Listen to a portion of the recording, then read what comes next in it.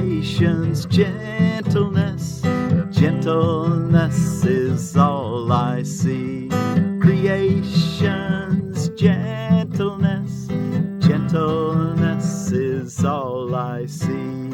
Creation's gentleness, gentleness is all I see. Creation's gentleness, gentleness is all I see. Well, thank you all so much for joining me. I'm Willie from the Ozarks, forgiveness teacher of the Ozarks and of the world, of anybody who wants to learn about forgiveness. We're learning out of A Course in Miracles. We're reading from the original edition, and we're on lesson 265 here on Friday, September the 22nd of 2023.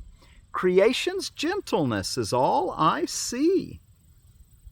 Creation's gentleness is all I see. I have indeed misunderstood the world because I laid my sins on it and saw them looking back at me. How fierce they seemed, and how deceived was I to think that what I feared was in the world instead of in my mind alone. Today I see the world in the celestial gentleness with which creation shines. There is no fear in it. Let no appearance of my sins obscure the light of heaven shining on the world. What is reflected here is in God's mind. The images I see reflect my thoughts. Yet is my mind at one with God's, and so I can perceive creation's gentleness. We want to tune in with that part of our mind that sees the world as God sees it. The way the Holy Spirit sees it, sees the only reality, only love is real, and he sees it. That's why creation's gentleness is all I see. In quiet would I look upon the world, which but reflects your thoughts and mine as well. Let me remember that they are the same, and I will see creation's gentleness. Again on that prayer. In quiet would I look upon the world, which but reflects your thoughts and mine as well. Let me remember that they are the same, and I will see creation's gentleness. Creation's gentleness is all I see. What is the body? It's our associated reading for today. The body is a fence the Son of God imagines he has built to separate parts of himself from other parts. It is within this fence he thinks he lives, to die as it decays and crumbles. For within this fence he thinks that he is safe from love. Identifying with its safety, he regards himself as what his safety is. How else could he be certain he remains within the body, keeping love outside? The body will not stay. Yet this he sees as double safety. For the Son of God's impermanence is, in quotes, proof, because it's no proof. His fences work and do the task his mind assigns to them. For if his oneness still remained untouched, who could attack and who could be attacked? Who could be victor? Who could be his prey? Who could be victim? Who the murderer? And if he did not die, what, in quotes, proof is there that God's eternal Son can be destroyed? The body is a dream. Like other dreams, it sometimes seems to picture happiness, but can quite suddenly revert to fear, where every dream is born. For only love creates in truth, and truth can never fear. Made to be fearful must the body serve the purpose given it. But we can change the purpose which the body will obey by changing what we think that it is for. The body is the means by which God's Son returns to sanity. Now there's the meaning of the body. The body is the means by which God's Son returns to sanity. Though it was made to fence him into hell without escape, yet has the goal of heaven been exchanged for the pursuit of hell. That's what we're learning to do, to change the goal. Instead of going to hell, we're changing it to going to heaven. The Son of God extends his hand to reach his brother, and that's how you do it.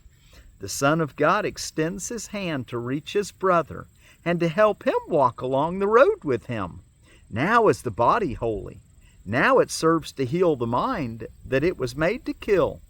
You will identify with what you think will make you safe. Whatever it may be, you will believe that it is one with you. Your safety lies in truth and not in lies. Love is your safety. Fear does not exist. Identify with love and you are safe. Identify with love and you are home. Identify with love and find yourself. Okay, let's go take a look in our text reading. And we'll take this idea with us today, of course. Creation's gentleness is all I want to see. I threw in the word want. Creation's gentleness is all I see. Let's make that a valuable thing to see on each exchange today with all our brothers and sisters. And let's go look in our text reading, which is going to help us understand this even better. Chapter 27, The Body and the Dream, section Roman numeral 8, The Illusion of Suffering, begins in paragraph 62. And you might see this feather on me today. I picked it up yesterday laying here beside where I was doing my recording. I thought, well, today's Native American Native American Day. So I thought, well, I'll put a little feather in my hair. I put it in my hat, but I'm not wearing my hat while we're doing this. So I put it in my hair just as a solidarity with my Native American brothers and sisters. What else is going on around the world today? American Businesswoman's Day. Car Free and World Car Free Day. I expect that has to do with not driving your vehicle so you don't burn fossil fuel. Learn to walk, ride a bicycle, whatever you can to not burn fossil fuel in this world. Chainmail Day, Deer Diary Day, Elephant Appreciation Day, and you know there's elephants, both Indian elephants and Asian elephants, and I didn't check their genus and species, and I wish I had. And there's also World Rhino Day, which I didn't check genus and species on that too. I kind of like to let us get more and more familiar with the scientific names so we can have real good discussions about it. Hobbit Day, International Day of Radiant Peace. Of course, that should be every day that we feel that radiant peace. But if they've got a national day for it, well, let's make sure we remind people, find your radiant peace. All peace is radiant. It's the only kind of peace there is. And we want to find that inner peace that radiates out and blesses everything and everyone. World peace is a result of that inner radiance. Love Note Day. Be sure to give your partner a love note today. National Brave Day. I don't know if they consider the feather in it a brave. I think National Brave Day, honoring those who have used courage to move forward in life and to help others. National Centenarians Day. Happy Centenarian Day, all you folks that are 100 years old or older. And of course, all of us are like Melchizedek, without beginning and without end.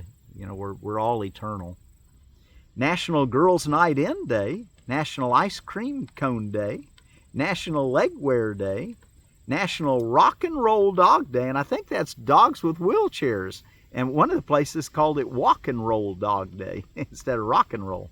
National White Chocolate Day, Native American Day, and I want to talk a little bit more about that, Remote Employee Appreciation Day. But of a Native American Day, I have a lot of, I have an internal teacher, I think of him as, Chief John Jolly, that has been very meaningful to me. He is the one he was a Cherokee that adopted Sam Houston when Sam Houston was a teenager and wanted to leave home and live among the Indians.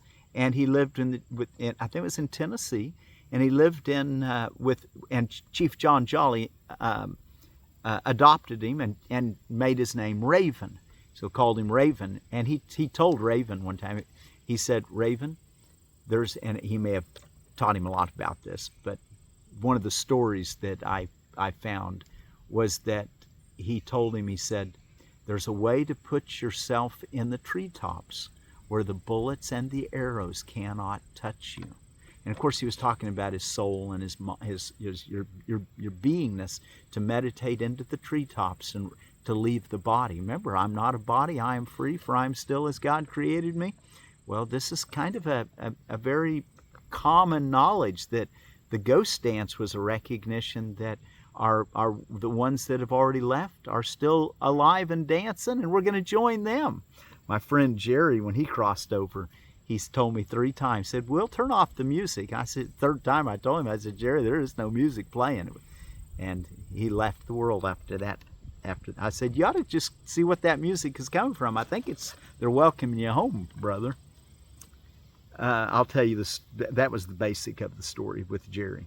Anyway, I've wanted to mention my solidarity with Native American brothers and sisters. I particularly like to look into the Lakota or the Sioux ways. They seem to be very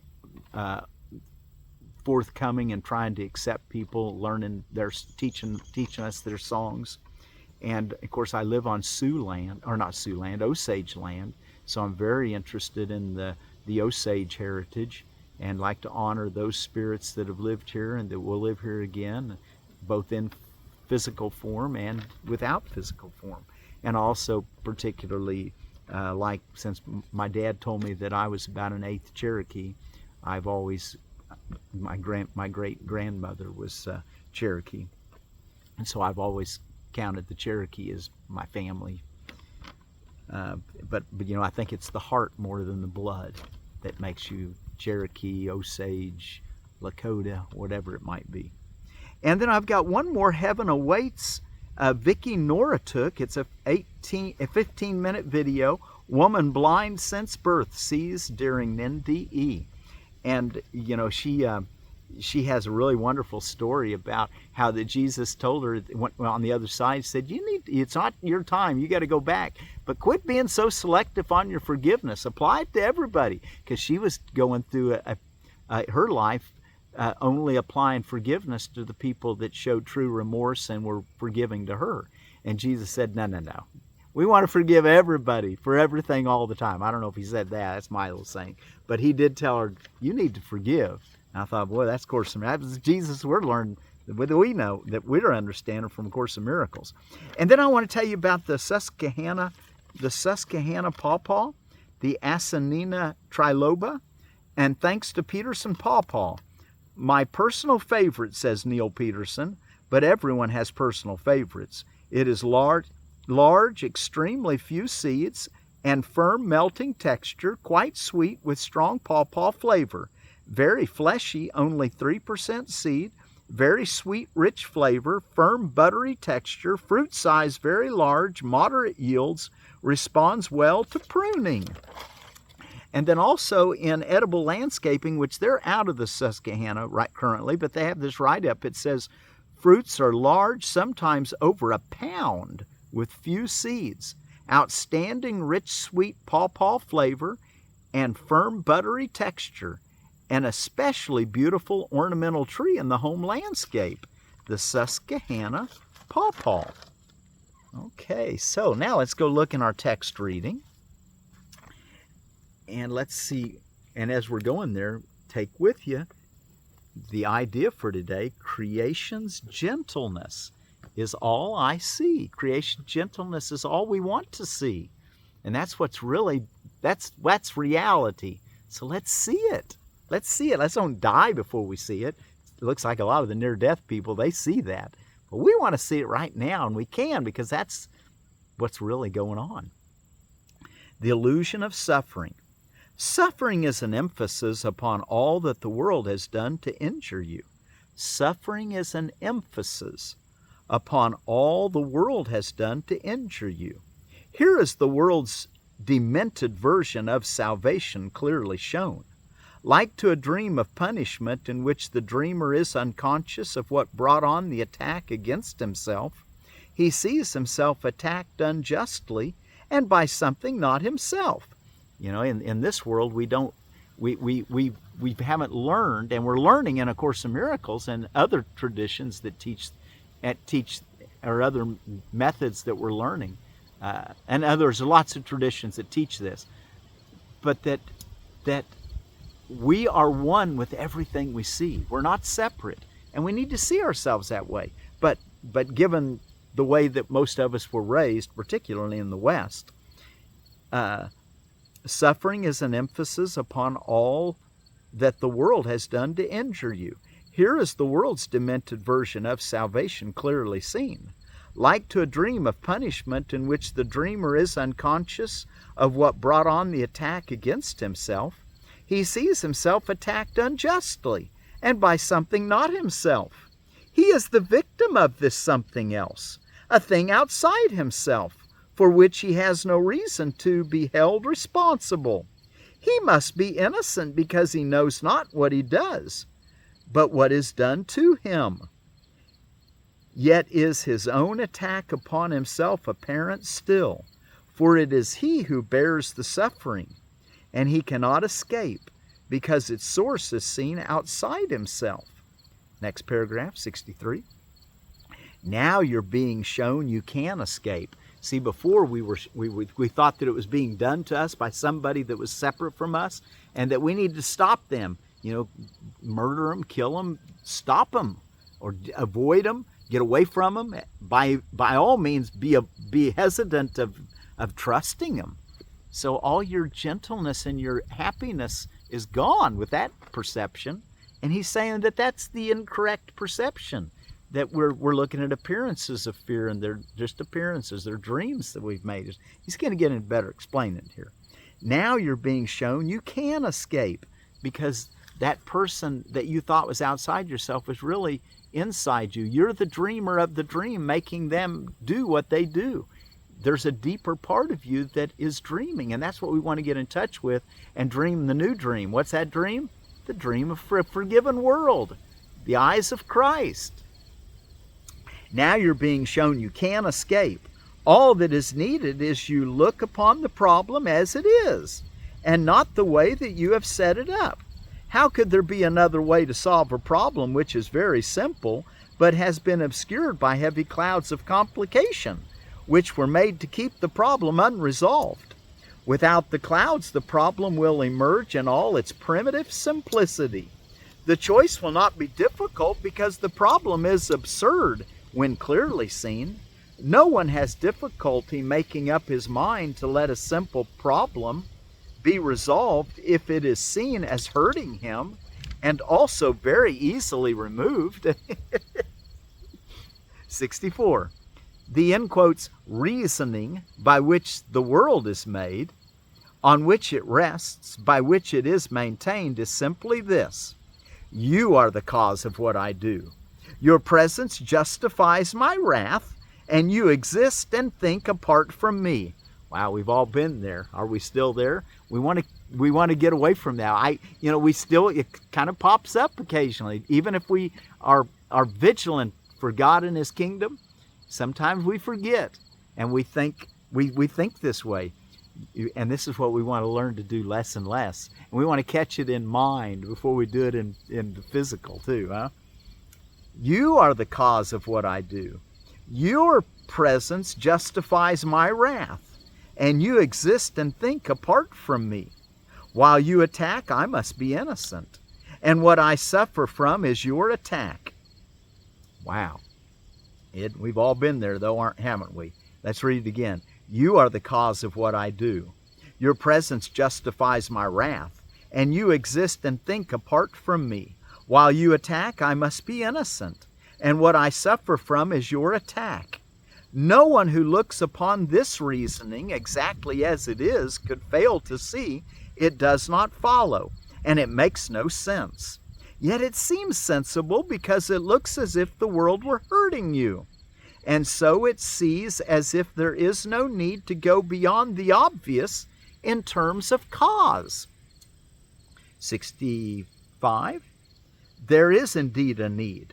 The world's escape from condemnation is a need which those within the world are joined in sharing, yet they do not recognize their common need.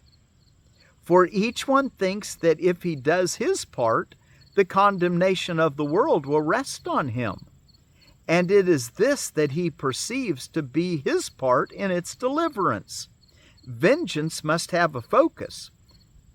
Let's read that again. There is indeed a need. And he emphasizes indeed. There is indeed a need.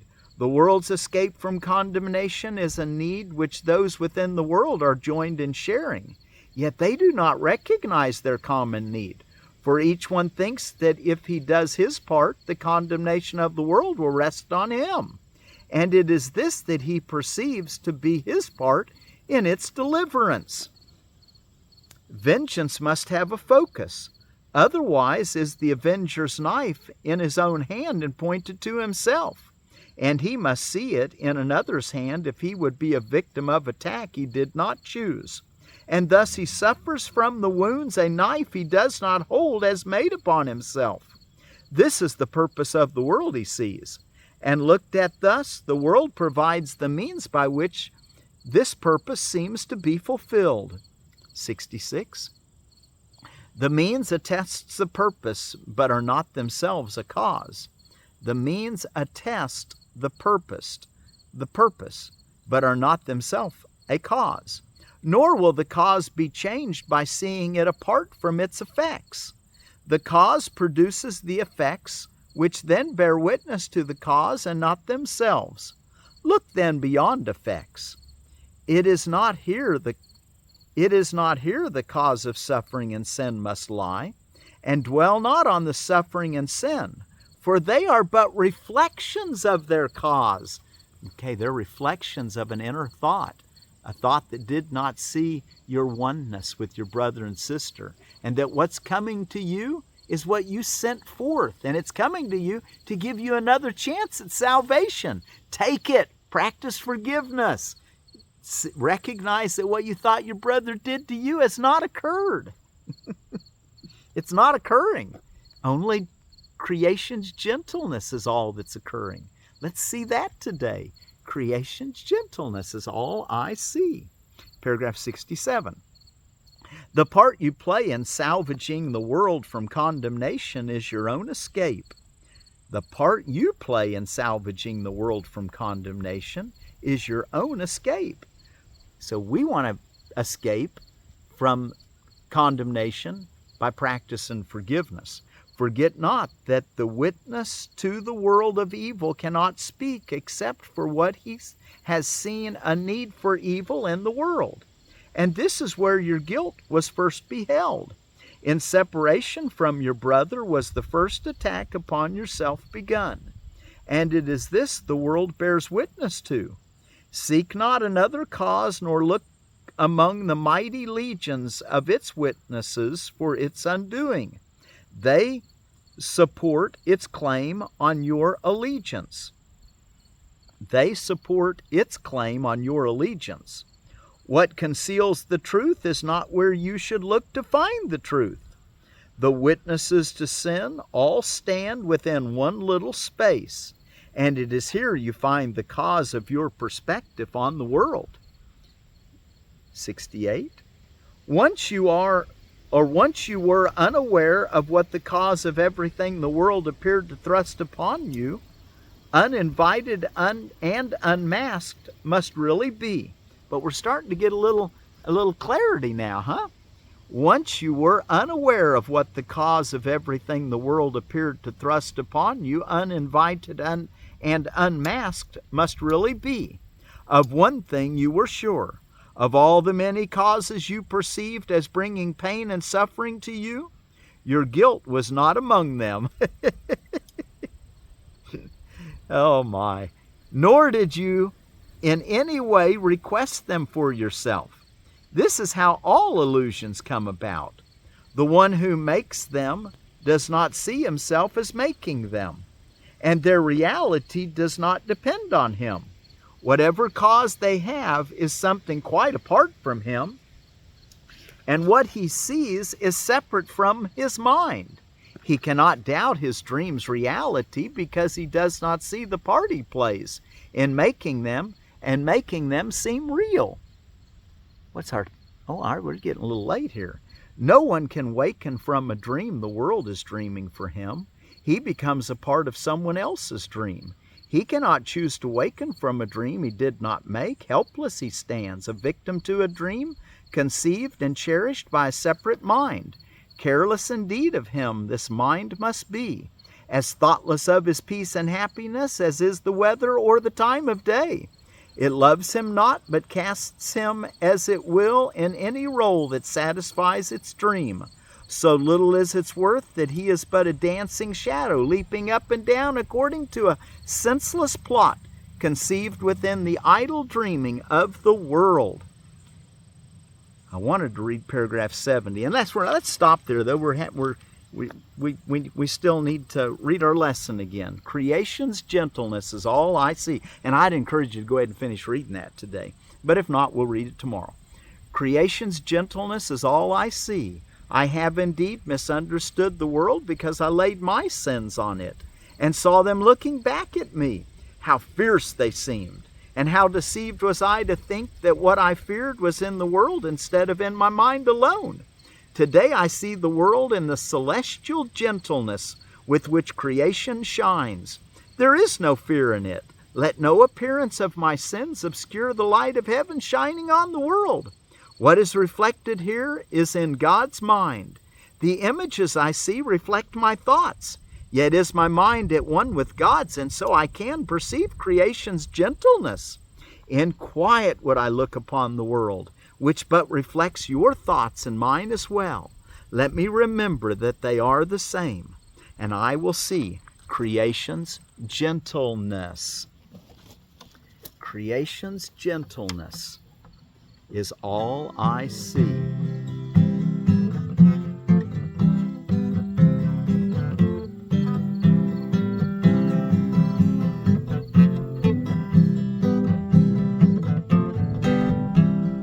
Creation's gentleness, gentleness is all I see.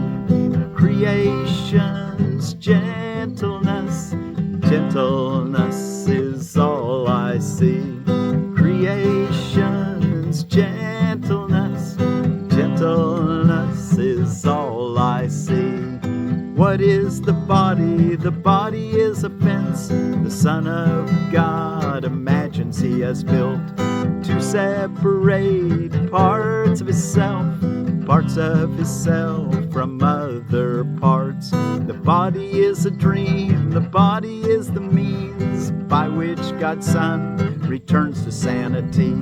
The Son of God extends his hand to reach his brother and to help him walk along the road with him. Now is the body holy now it serves to heal the mind. Love is your safety, fear does not exist. Identify with love and you are safe. Identify with love and you are home. Identify with love and find yourself. Creation's gentleness, gentleness is all I see.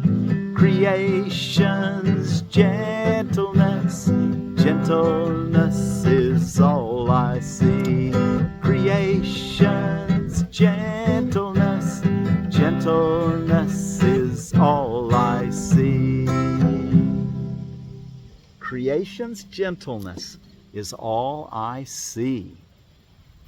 Do the best you can at having your 2 longer quiet times of meditation, morning and night. And throughout the day, try to find something to be happy about, to be thankful for. And give God thanks as you say, creation's gentleness is all I see.